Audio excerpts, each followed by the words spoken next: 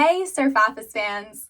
I'm Serena, and in today's video, we're going to be chatting all about field day games. The perfect combination of sunshine, physical activity, and carefree fun, field day games are a fantastic way to boost well-being and prioritize team bonding. Here are a few activities to keep in your back pocket. First up, we've got the classic childhood game, three-legged race.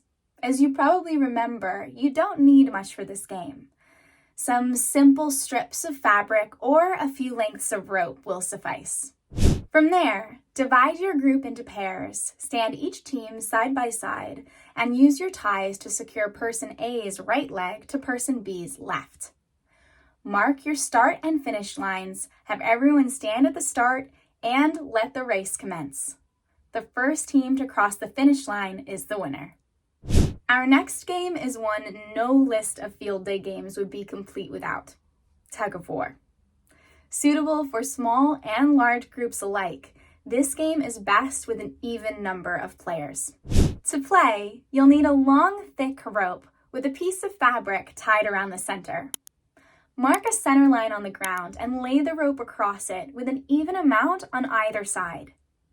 Then have each team stand in a row next to one half of the rope, opposite the other team. Players will then pick up the rope and prepare to pull. At your whistle, the battle commences as each team starts to tug. The first team to pull every member of the opposite team across the center line is the winner. Our third game is called blind volleyball. Here's how it works. Like normal volleyball, you'll have two teams on a volleyball court, positioned on either sides of a net. But here's the twist. Instead of using a regular net, place a cover, like an old bed sheet, over the top of the net, preventing the teams from being able to see one another. This simple change completely alters the experience. Now it's something like Battleship, where players have to guess where the opposition is on the court. Essentially, you're playing blind.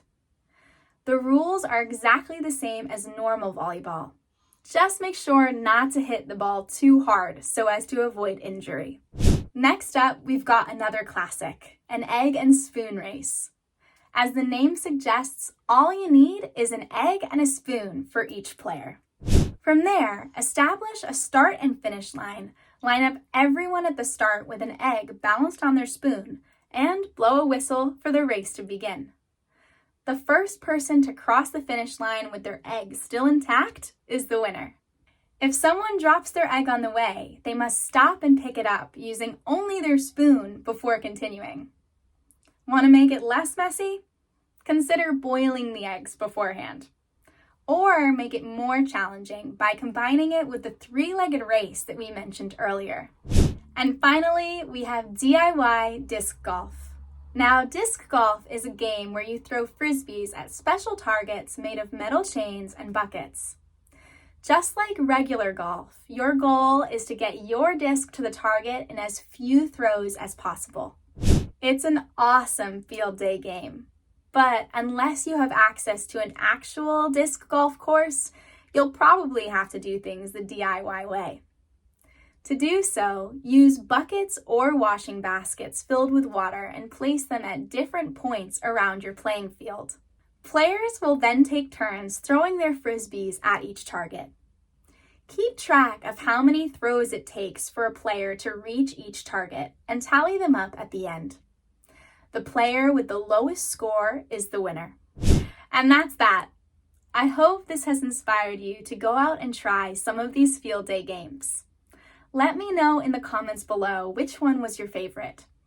And as always, remember to like and subscribe for more team building videos just like this one.